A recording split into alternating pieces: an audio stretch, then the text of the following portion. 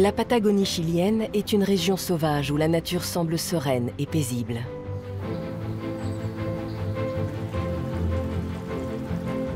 Ce n'est qu'une impression, car sous terre, le feu couve.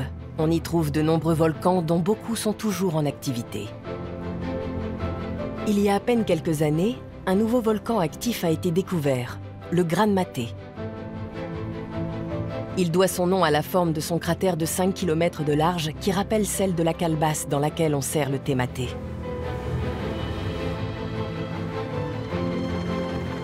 Grégory Despascalés est l'un des géologues qui ont repéré le Gran Maté. À présent, il veut en savoir plus pour prévoir quand le volcan pourrait entrer en éruption. Les régions environnantes, les plus faiblement peuplées du Chili, sont sous haute surveillance afin de prévenir à temps les habitants avant la catastrophe. Le Gran Maté, un nouveau volcan sur la carte. Qu'a-t-il à nous raconter sur ces milliers d'années d'existence? Que peut-il nous apprendre?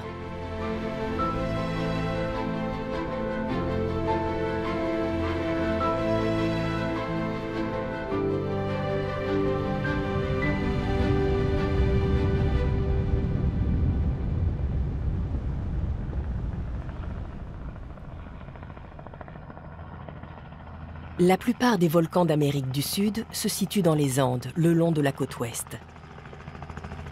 À lui seul, le Chili en compte plus de 2000, dont une centaine en activité. Mais ils sont peut-être bien plus nombreux.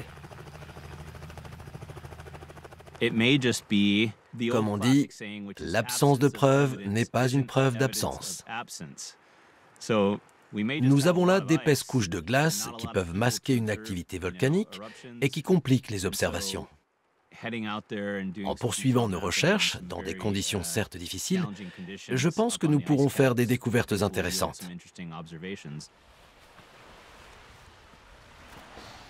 C'est par hasard, lors d'un vol en hélicoptère, que Grégory Despascalés a découvert le Gran Maté. Pour mieux le connaître, il lui faut effectuer d'autres vols. Le cratère n'est pas accessible autrement. Un transport coûteux et une entreprise soumise aux aléas de la météo. Il m'est souvent arrivé d'avoir pu réunir les fonds pour un vol, mais je n'ai pas pu décoller, car il y avait trop de nuages, de pluie ou de vent. Aujourd'hui, les conditions sont optimales.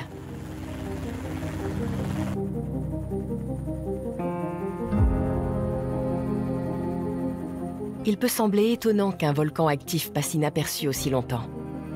Mais la région d'Aysén est particulièrement difficile d'accès et reculée.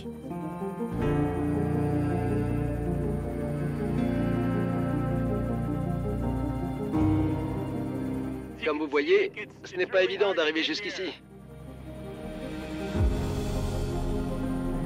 Personne n'a sans doute jamais mis les pieds dans ces vallées.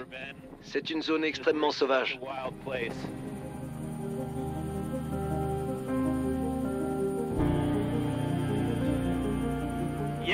Ça y est, on arrive. Voilà le Gran Maté, juste devant nous. Avec beaucoup de neige. J'ai bien fait de mettre mes chaussures de ski.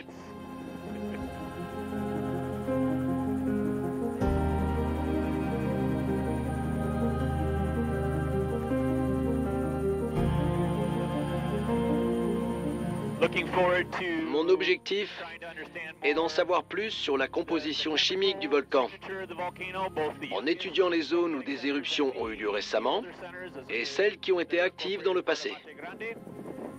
J'espère aussi que nous allons récolter des données plus précises que celles obtenues jusqu'ici et que cela nous aidera à comprendre comment le volcan a évolué au fil du temps.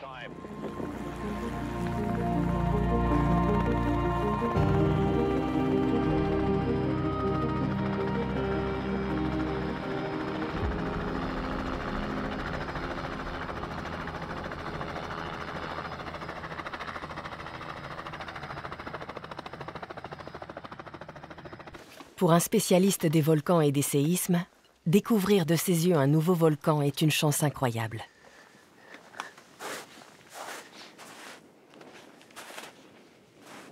Nous avons survolé le volcan. C'était en 2015. Et il y avait très peu de neige cette année-là. On voyait très bien des pierres très foncées et fragmentées qui n'avaient pas l'aspect lisse de la roche façonnée par les glaciers. Cela nous a facilité la tâche. La couleur et la structure des pierres d'un volcan actif diffèrent du paysage environnant. La batholite est typique du nord de la Patagonie. Elle est plus claire et plus lisse que les roches volcaniques plus récentes. Cela vient du fait que la Patagonie était couverte d'une épaisse couche de glace jusqu'à il y a 12 000 ans. Après le dégel, la roche est restée lisse.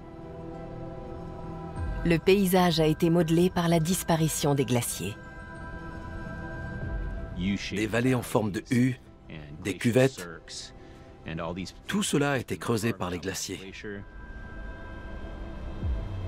Le Gran Maté présente un cratère en partie effondré où s'est formé un entonnoir. D'éventuels indices d'une éruption volcanique survenue après la période glaciaire, c'est-à-dire il y a moins de 12 000 ans.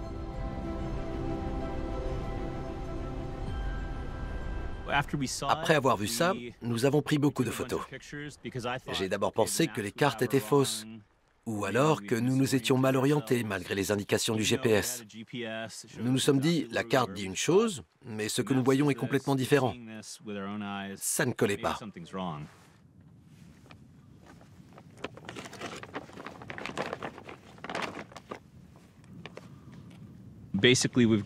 Nous avons là quelques morceaux de lave, avec beaucoup de bulles, de petits trous. Elle semble assez fraîche, avec des traces peut-être bien d'érosion. C'est difficile à dire ici en haut de la montagne, mais ça ressemble un peu à de l'argile. C'est brun. Arriver jusqu'ici est assez compliqué. Alors nous essayons de prélever le plus d'échantillons possible. Le Gran Maté est un stratovolcan ou volcan composite. Il s'est formé au cours de plusieurs éruptions dont les couches de lave se sont peu à peu superposées. Il est considéré comme actif car sa dernière éruption a eu lieu il y a moins de 20 000 ans.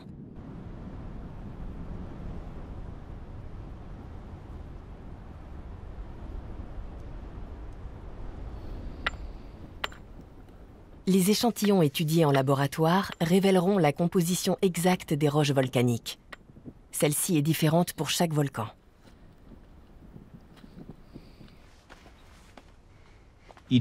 Chaque volcan a sa propre composition chimique. Beaucoup de ces éléments se retrouvent ici, dans ces minéraux. Quand on compare ce volcan à d'autres situés plus au nord ou au sud, on voit qu'il a sa propre empreinte, tout comme nous. Par ailleurs, les cendres ou les pyroclastes peuvent être transportés par le vent sur des centaines ou des milliers de kilomètres. Ces matériaux sont analysés, ce qui nous permet de déterminer leurs caractéristiques chimiques. De cette façon, nous pouvons savoir avec une grande certitude de quel volcan ils proviennent, et il arrive que ce volcan se trouve à des centaines de kilomètres du lieu de prélèvement. C'est vraiment fascinant. La dernière éruption du Gran Maté daterait de moins de 5000 ans. C'est très récent à l'échelle géologique.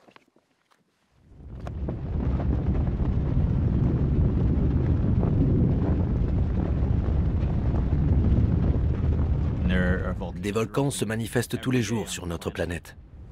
Quelques-uns au Japon ou dans certains endroits en Indonésie. Et il y a toujours une éruption quelque part. En décembre 2023, une éruption spectaculaire s'est produite en Islande. Grégory Despascalés, qui enseigne à l'Université d'Islande, avait anticipé la catastrophe et s'est impliqué dans la protection de la population. Des villes entières ont pu être évacuées.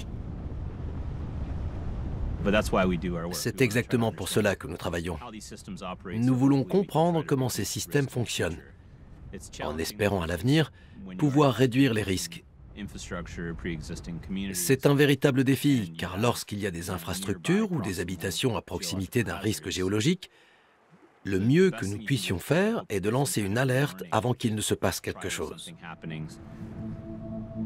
Grâce à ces nouvelles découvertes ici au Chili, sur le Gran Maté, Grégory Despascalais va contribuer à une meilleure estimation de la situation. Le risque d'éruption dans la région d'Aisen aurait-il été longtemps sous-estimé?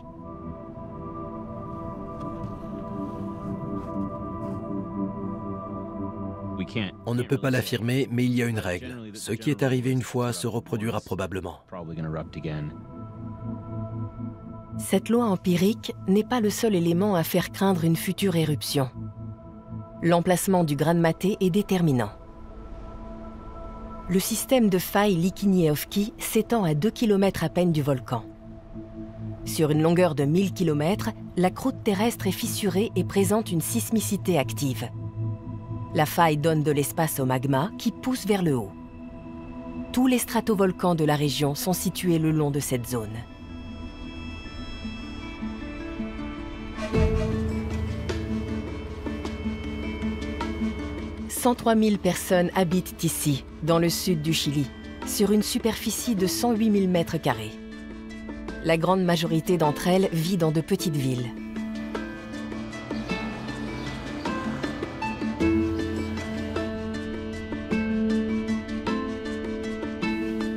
Le reste de la région d'Aisen est composé de nature intacte et de glaciers monumentaux qui, au fil des millénaires, ont formé des fjords et des lacs de toute beauté. Les volcans sont concentrés dans le nord de la région. Le plus imposant et le plus redoutable est le mont Hudson. Il s'élève à 1900 mètres de haut et il se trouve à 20 km à peine du Gran Maté. Longtemps, le sommet de l'Hudson n'a pas été identifié comme étant un cratère. Jusqu'au 17 août 1971. L'éruption commence vers 18 h et dure 3 jours.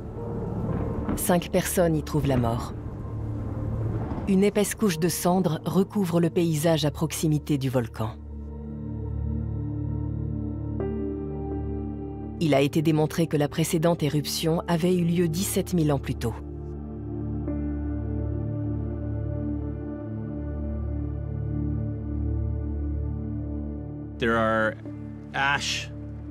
On peut trouver des cendres et des sédiments pyroclastiques du volcan Hudson jusqu'au cœur de la glace en Antarctique, à 3 ou 4 000 km d'ici. Cette éruption n'a pourtant pas été la plus forte de notre époque.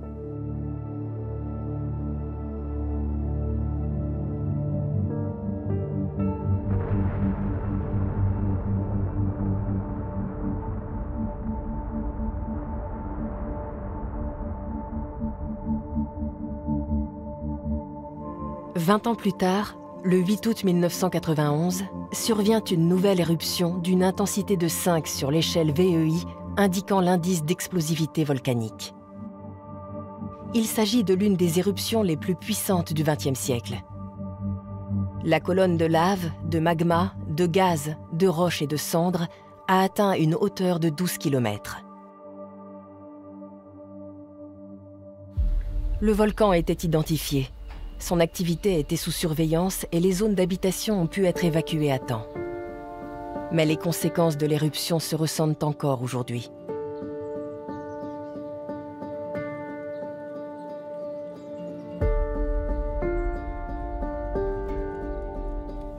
Personne n'est préparé à ça. C'est la nature.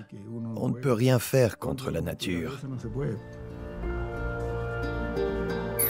Arturo Antrillao Garcia a vécu les 2 éruptions du volcan Hudson et malgré le système de prédiction, il a subi de gros dommages. Je crois que la dernière éruption, celle de 1991, a été la plus violente. Il y a eu beaucoup plus de cendres. Elles sont arrivées plus près du champ où je me trouvais à l'époque. Arturo élève des bovins et garde ses bêtes dans les montagnes, loin de sa maison. En 1991, quand les cendres du volcan Hudson ont été projetées à des kilomètres alentour, son troupeau était sa principale source de revenus. J'avais 40 bêtes à l'époque, il me semble. Et il m'en est resté 15. Les autres sont mortes à cause des cendres. Elles mangeaient les cendres. La pluie de cendres a effectivement été le principal problème lors de cette éruption. Une couche grise allant jusqu'à 1,5 mètre d'épaisseur s'est étendue sur les champs et les villes. Le vent a emporté des cendres vers l'Argentine, où les conséquences ont été particulièrement graves. 1 million de moutons et plusieurs milliers de bovins sont morts. Un désastre économique pour de nombreux agriculteurs.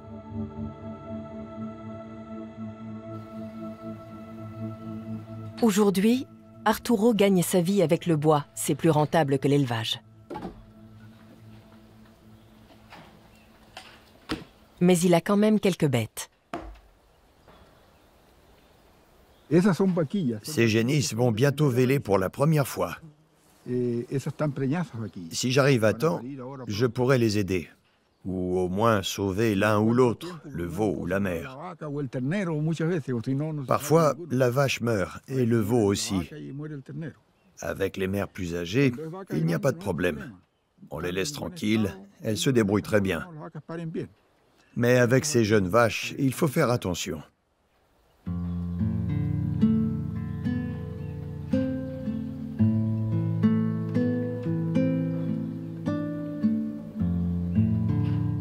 Arturo passe des jours, parfois des semaines, dans sa cabane de gaucho en pleine montagne.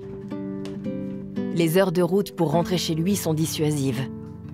Les déplacements sont un problème majeur dans la région d'Aysén.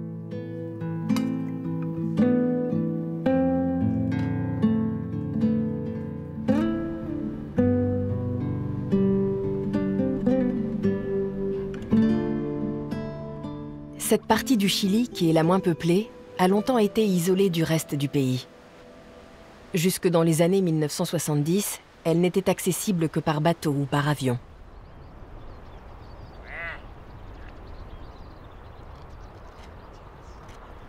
Les choses ont changé avec la construction d'une route qui s'étend sur plus de 1200 km, la Carretera Austral.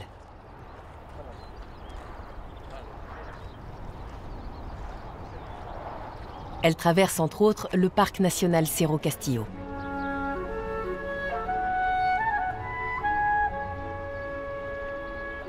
Le parc se situe dans le nord de l'Aysén, dans la région des volcans. Le volcan qui se trouve le plus près du parc, c'est le mont Hudson. À vol d'oiseau, il se trouve à 33 km, très exactement. Un parc à l'ombre d'imposants sommets. Mireia Azocar est chargée de sa protection. Quelques-uns des derniers cerfs du sud andin, qu'on appelle aussi Huemul, vivent ici. Ils font partie du patrimoine national. Leur population ne compterait plus que 1500 individus.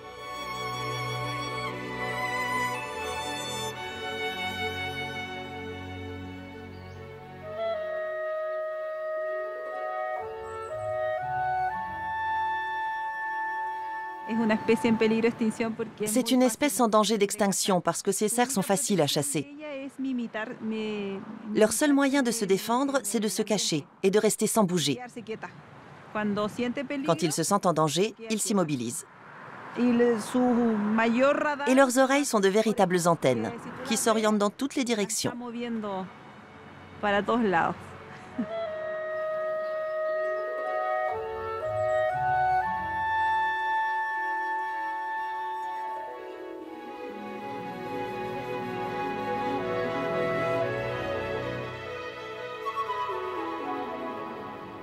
Les rangers observent et surveillent les animaux sur 118 000 hectares de forêt et de montagne.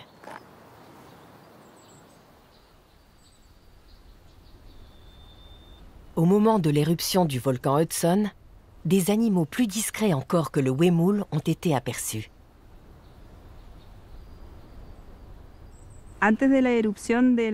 Avant l'éruption de l'Hudson, de nombreux paysans des environs ont vu sortir de terre un rongeur très particulier.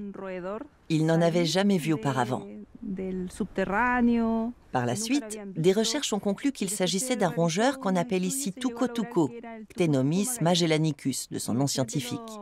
On ne sait pas exactement combien de jours avant l'éruption le rongeur est apparu à la surface, mais comme beaucoup d'autres animaux, il a fait preuve d'une grande intuition.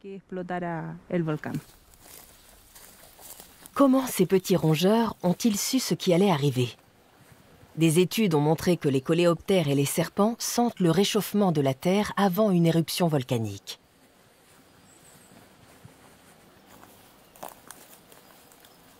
Pour en savoir plus sur le comportement des animaux du parc, les rangers utilisent des caméras de chasse.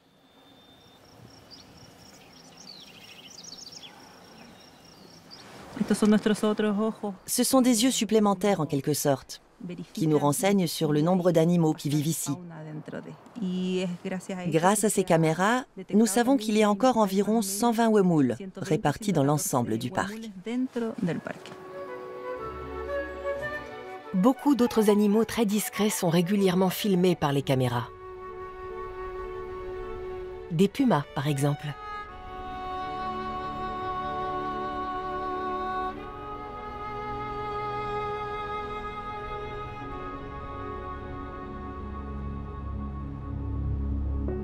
Dans le Bosque Muerto, la forêt morte, il n'y a plus d'animaux du tout. À 40 km du parc Cerro Castillo, cet endroit témoigne de la violence d'éruptions volcaniques passées. Des centaines d'arbres ont été littéralement étouffés par les flots de boue et de sable charriés par le Rio Ibáñez lors de l'éruption de 1971.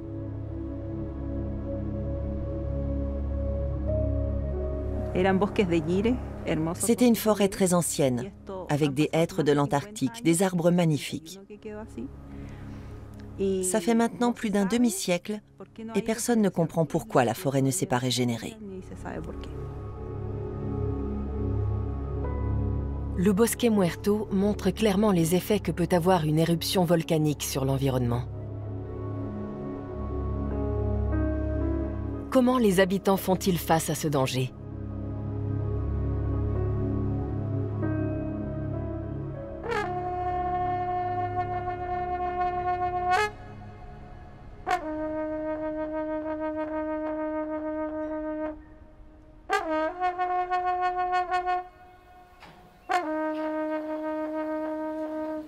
Les Mapuches représentent la plus importante communauté indigène au Chili.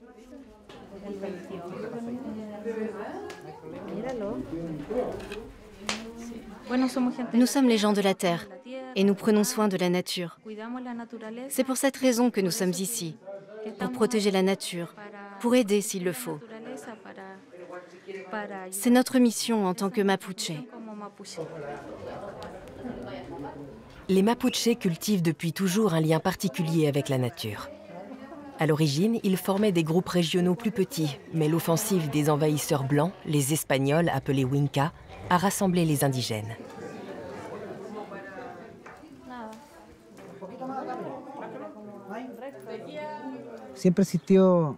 Il y a toujours eu cette différence entre les Winca et les Mapuches depuis l'invasion espagnole. C'est là que tout a commencé. Cela a eu un grand impact sur notre religion, par exemple. Nous avons perdu beaucoup de choses depuis l'arrivée du christianisme. Ici, dans la région, les catholiques nous ont carrément interdit de vivre notre identité mapuche. Aujourd'hui, ils revendiquent avec fierté leur vision du monde. Les Mapuches se sont opposés à la colonisation espagnole pendant plus de 300 ans. Un combat sanglant et brutal. En 1861, leurs terres ont été annexées au Chili par la force. Le conflit pour le territoire et l'identité a laissé chez les Mapuches une profonde défiance vis-à-vis de l'État chilien. La plupart des Mapuches n'acceptent que rarement la présence d'étrangers dans leur communauté. Mais Sergio Huenul, leur chef, et son épouse Ivana voient les choses autrement. Il est de notre responsabilité en tant que Mapuche de rappeler pourquoi nous sommes ici. Nous sommes ici pour protéger et défendre la nature.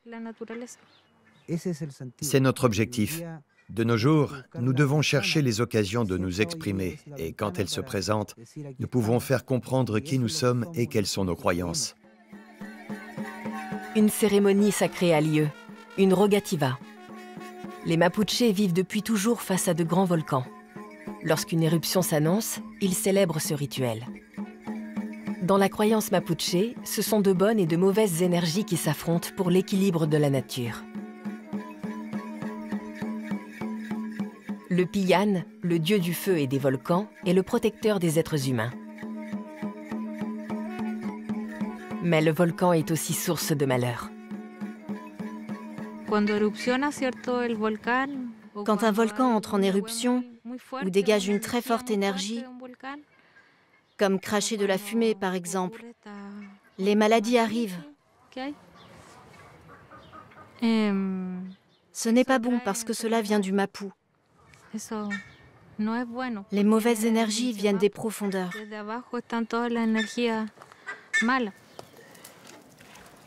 Des forces maléfiques dont il vaut mieux se tenir éloigné. C'est la stratégie que les Mapuches ont adoptée depuis des siècles pour faire face à ces phénomènes imprévisibles.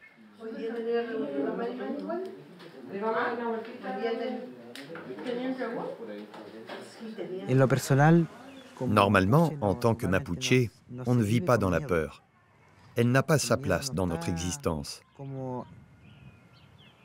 Mais nous savons faire preuve de respect face à ces événements. Dans le monde des Mapuches, la découverte d'un nouveau volcan n'est pas exceptionnelle. Ils sont là depuis toujours.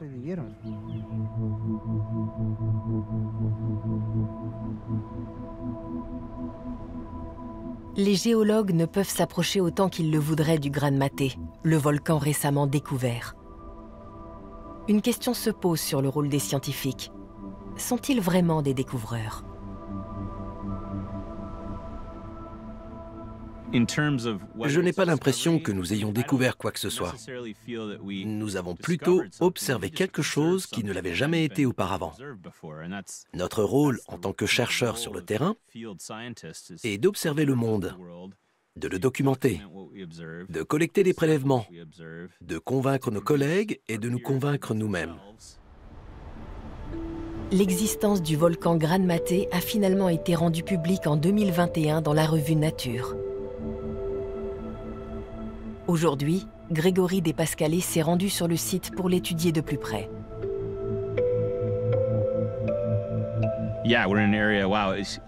On ne sait pas de quoi est fait le volcan tant qu'on n'est pas sur place et qu'on ne touche pas le matériau. Cela fait penser à de l'asphalte ou du béton. C'est de l'ignimbrite, une roche formée de dépôts qui se sont soudés lors des grandes éruptions.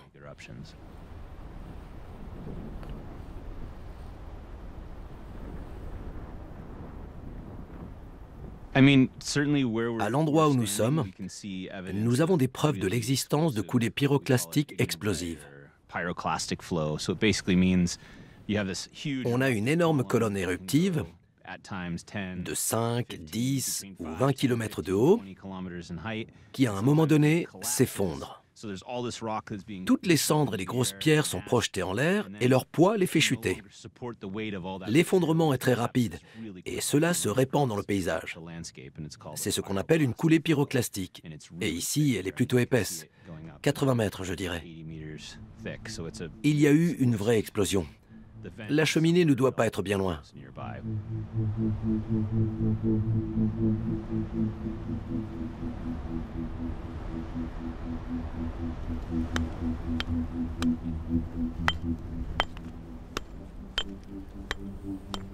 Ah, super.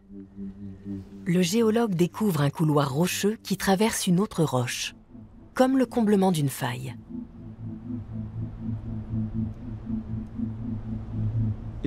C'est intéressant. Nous venons de voir une coulée pyroclastique, ou ignimbrite, qui s'est formée à la suite de l'effondrement d'un panache d'éruption. C'est de la roche dure, un matériau dense. Mais là, elle est traversée par une ligne blanche, une bande de 10 à 20 mètres. Une couche de roche différente qui apparaît ainsi ne peut être que plus récente. Donc, si la roche elle-même provient d'une éruption, des fluides sont remontés plus tard, formant la ligne blanche. On appelle ça une veine. C'est inestimable.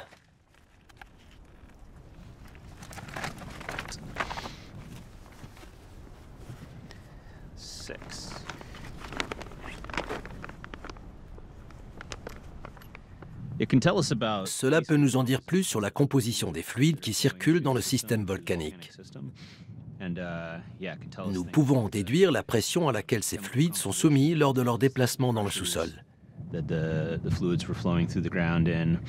Cela nous permet également de mieux comprendre les contraintes tectoniques ou locales qui ont influencé la circulation et l'injection de ces fluides. Grégory étudie aussi les tremblements de terre. Il s'intéresse tout particulièrement à la faille de Likiniéovki de 1000 km de long. Il s'agit d'une zone de fracture de la croûte terrestre qui s'étend à 2 km à peine en bas dans la vallée. Géologiquement, le site du Gran Maté est un creuset de forts mouvements souterrains. Nous sommes assis sur une sorte de microbloc tectonique. Nous nous déplaçons vers le nord. Si nous étions de l'autre côté de la zone de faille, à 1 km seulement, la situation serait différente. D'après nos calculs, la faille avance d'environ 14 mm par an. La plaque continentale antarctique et la plaque de Nazca se déplacent en même temps sous la plaque continentale sud-américaine, ce qui génère de grandes contraintes tectoniques et avec elles un risque de séisme très important.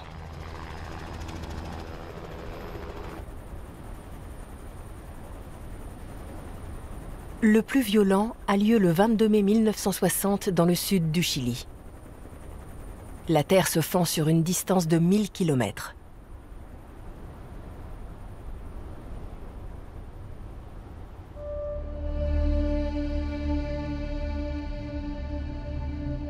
En une fraction de seconde, un bloc de 200 km de large se déplace de 20 mètres vers l'ouest. Avec une amplitude de 9,5 sur l'échelle de Richter, le tremblement de terre de Valdivia devient le séisme le plus puissant jamais enregistré dans l'histoire de l'humanité.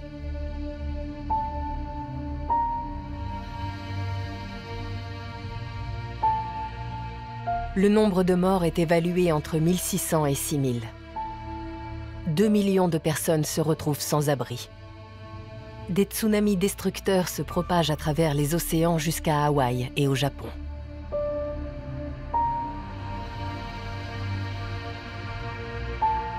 À la suite du séisme, l'axe de la Terre a bougé de 3 cm.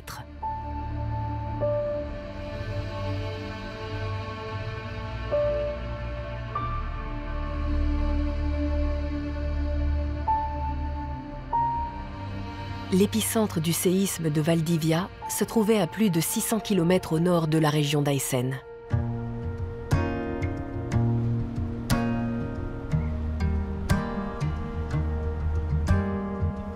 Le fjord d'Aysen. Contrôler l'activité sismique dans cette zone difficile d'accès requiert de la patience et de la ténacité. C'est la tâche du CERNA Géomine, le service géologique national.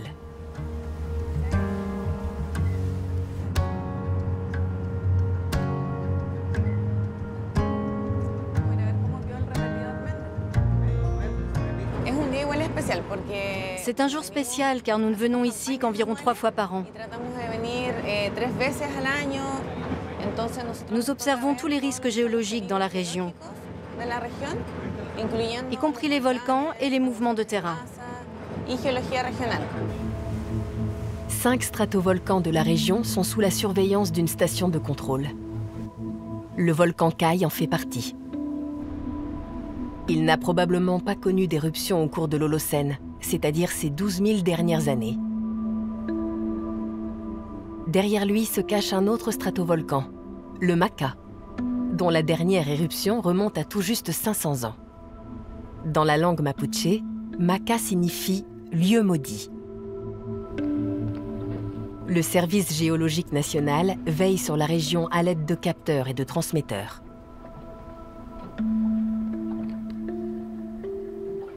Nous avons installé un capteur là-bas, où se trouve la tour. Il transmet les données de l'autre côté, à l'autre volcan. C'est ce que nous irons voir cet après-midi. C'est une région particulière. Nous ne pouvons y accéder ni en hélicoptère ni à pied. Il faut venir en bateau. Nous sommes aussi très dépendants des conditions météorologiques. Le port doit être accessible. Sans compter que la végétation est très dense ici. Elle a tout envahi. Les pluies ont été très abondantes, donc tout est très vert. Pour toutes ces raisons, c'est assez compliqué de mettre en place et d'entretenir des stations ici sans qu'elles soient inondées.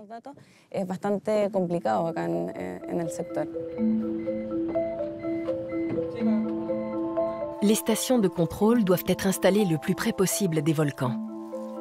Parvenir jusque-là est déjà complexe. Le signal doit parcourir des dizaines de kilomètres pour arriver à la centrale.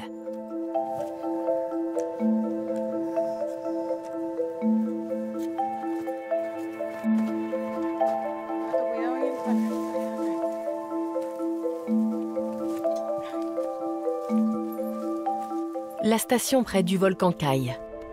L'électricité est fournie par un panneau solaire. Le sismographe se trouve plus bas, bien caché dans les buissons.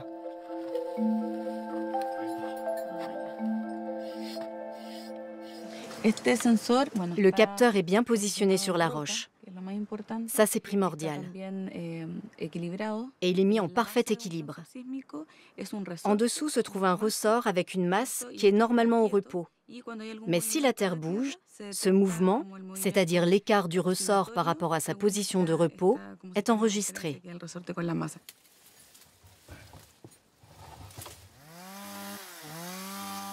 Des décennies après le séisme de Valdivia, le risque de secousses sismiques importantes autour du fjord d'Aysen était considéré comme relativement faible.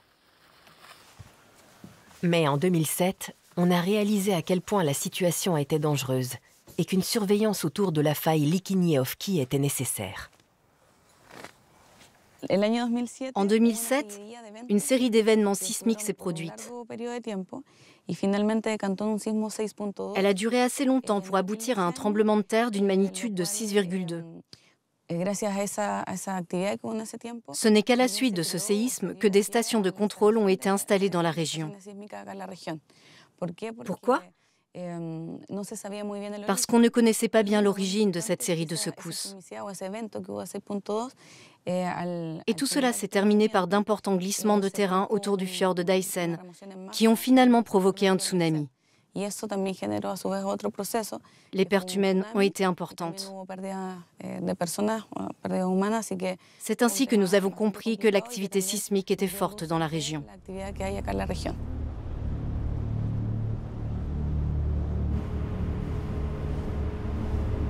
Le 23 janvier 2007, un tremblement de terre d'une magnitude de 5,3 marque le début des événements sismiques.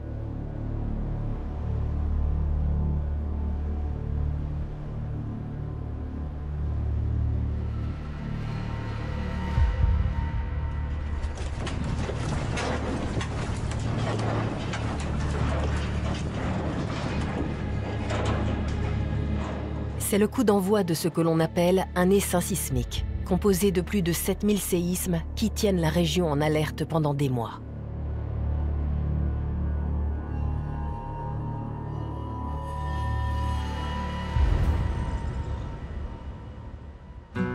Les événements se déroulent autour de Puerto Aysen, aujourd'hui une ville de plus de 25 000 habitants.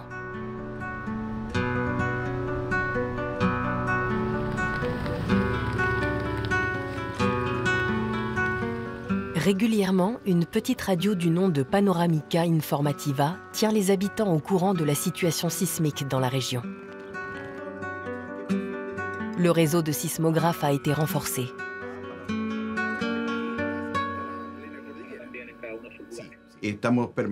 Nous rappelons sans cesse aux habitants que nous nous trouvons dans une zone sismique et volcanique très active.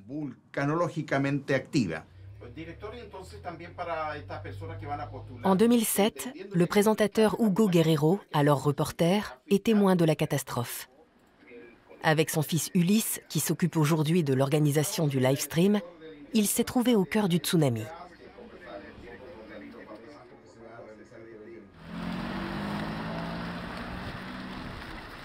Ils ne s'en sont sortis que par miracle.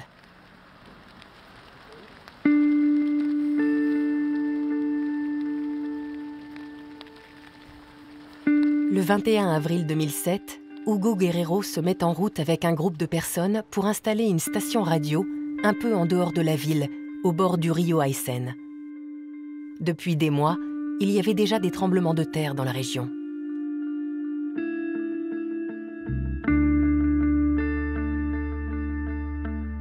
Il y avait près de 180 secousses par jour.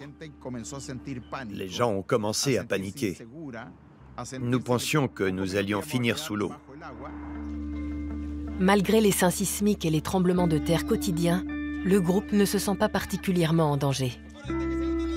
Ulysse, âgé de 12 ans, voit l'expédition comme une aventure.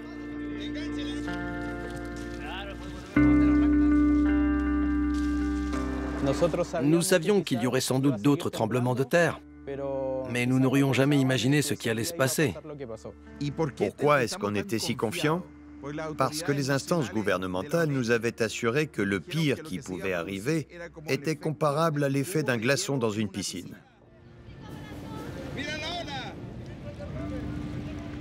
C'est alors que le plus fort séisme de l'Essaim se produit. Magnitude 6,2. Il a suivi de puissants glissements de terrain.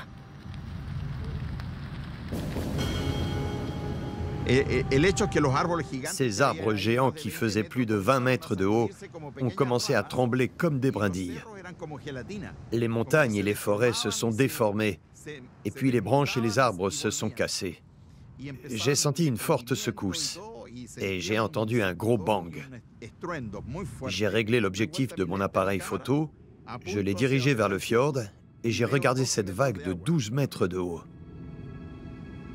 Et j'ai dit, mon Dieu, après je ne sais plus, il n'y avait plus que de l'eau.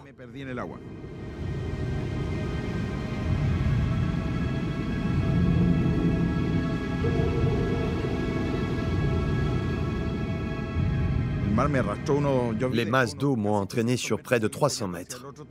Je m'accrochais aux dernières branches, et tout à coup, au milieu de tout ça, j'ai entendu crier « Papa !»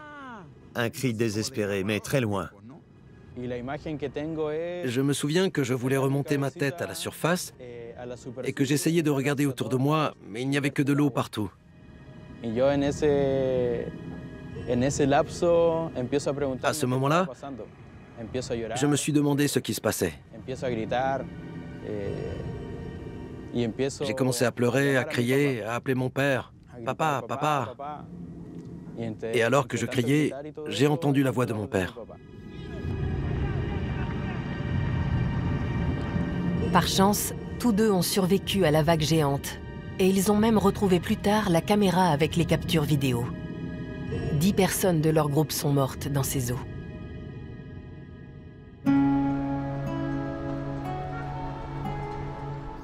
Les raisons de cet essaim sismique de 2007 sont longtemps restées une énigme pour les scientifiques.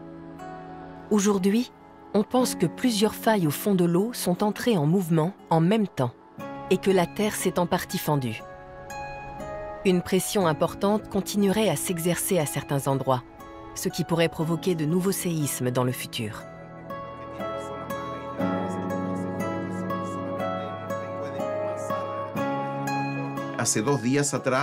Avant-hier encore, il y a eu 2 tremblements de terre de magnitude 4, pas loin d'ici.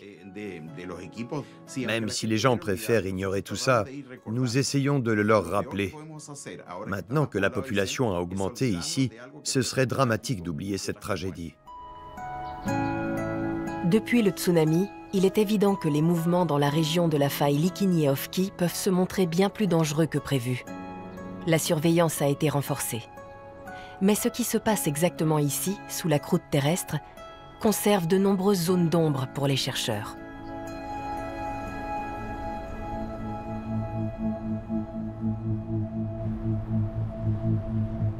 À 40 km à vol d'avion de Puerto Aysén se trouve le Gran Maté. Situé dans la zone de perturbation de la faille Likiniéhovki, il n'est signalé sur les cartes en tant que volcan actif que depuis quelques années. Considéré jusqu'ici comme un élément inoffensif du système volcanique complexe de la région, le Gran Maté n'est pas particulièrement observé par les autorités chiliennes. Est-ce une erreur ?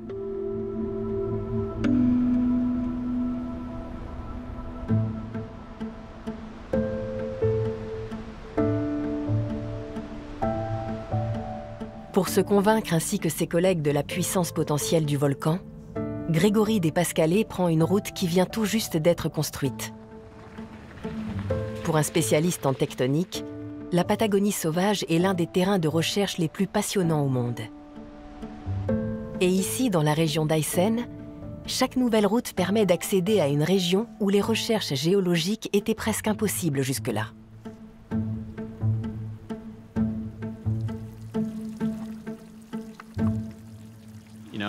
J'ai entendu dire un jour que le meilleur allié pour la recherche géologique était un bon ingénieur civil, parce qu'ils construisent des routes et nous permettent ainsi de découvrir de nouvelles roches, de nouveaux sédiments, dont nous pouvons étudier l'histoire.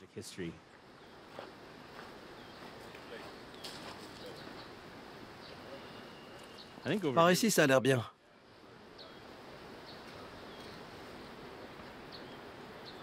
Cet endroit recèle un trésor, les vestiges du passé volcanique de la région. Différentes structures et couleurs composent le sol.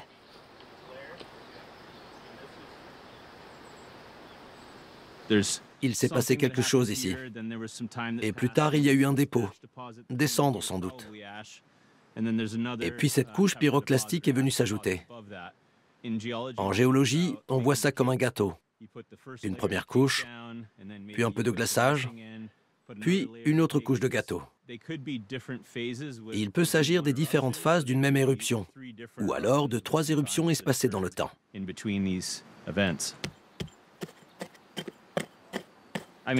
Je crois que c'est une roche plutôt jeune. Elle n'est pas du tout érodée.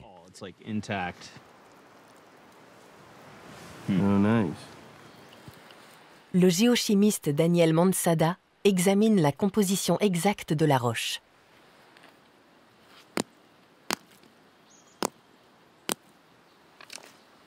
Je distingue de très gros phénocristaux, des éclats de quartz, d'un demi-centimètre environ. Le morceau là, c'est incroyable de voir ça. Normalement, on n'en aperçoit que de très petits. En cas d'éruption extrêmement explosive, il a pu y avoir des inclusions de fluides secondaires dans le cristal. Cela peut briser le cristal et le remplir de fluide.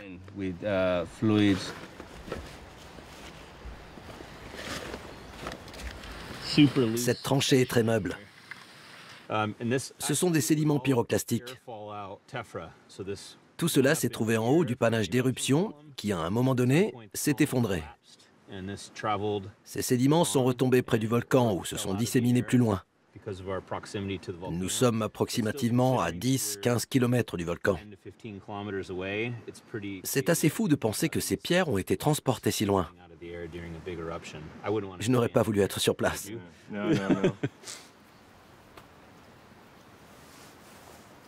Le redoutable volcan Hudson est également à quelques kilomètres de l'endroit où les chercheurs ont trouvé des cendres et des sédiments.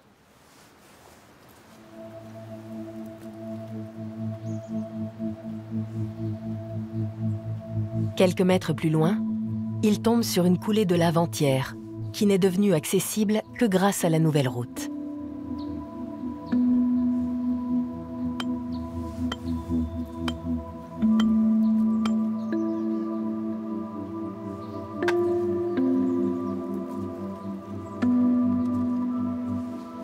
Tiens, regarde-moi ça.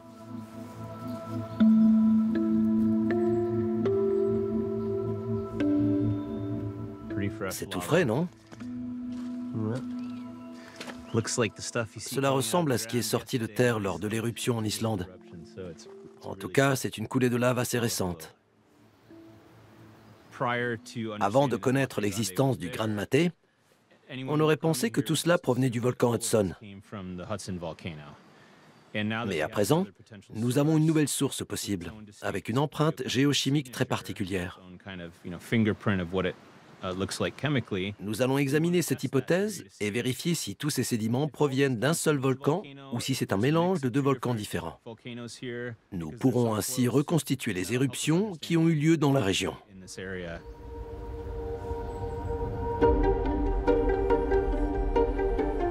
Où le Gran Maté, encore inconnu il y a peu, a-t-il laissé des traces? Qu'a-t-il à nous raconter?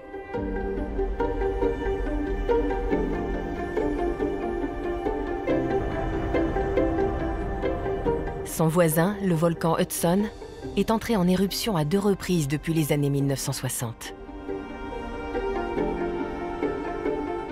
La plaque de Nazca et la plaque antarctique se déplacent avec force à proximité, sous la plaque sud-américaine. Le séisme le plus puissant jamais enregistré est survenu à 600 km à peine, vers le nord.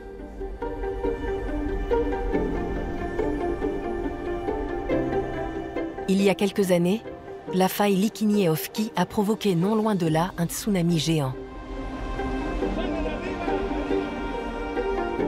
Le stratovolcan Gran Maté n'a pas encore tout révélé. Son exploration ne fait que commencer. Mais la région d'Aysén, en Patagonie, où il s'est construit couche après couche depuis des millénaires, est sauvage, instable et reste en grande partie un mystère.